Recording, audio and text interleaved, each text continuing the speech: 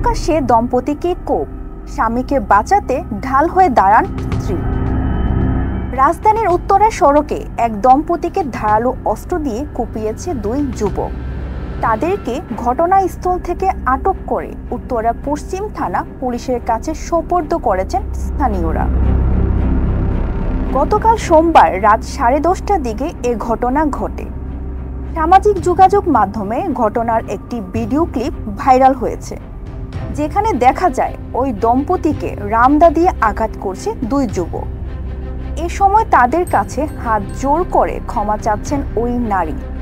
স্বামীকে বাঁচাতে ঢাল হয়ে দাঁড়ান তিনি। ঘটনার এক পর্যায়ে স্থানীয় জনতা হামলাকারী দুই যুবককে ধরে গণপিটুনি দিয়ে পুলিশে সোপর্দ করে। আটক হওয়া ব্যক্তিরা হলেন মোবারক হোসেন ও রবি রায়। উত্তরা পশ্চিম থানার উপপরিদর্শক উবাইদুর রহমান বলেছেন, এ ঘটনায় ভুক্তভোগীরা মামলা দায়ের করেছেন।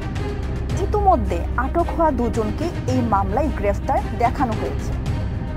এতক্ষণ আপনাদের সাথে ছিলাম রেহানা সুলতানা প্রীতি। পরবর্তী নিউজ আপডেট পেতে চোখ রাখুন news24bd.net এর ফেসবুক পেজ এবং ইউটিউব চ্যানেলে। ধন্যবাদ।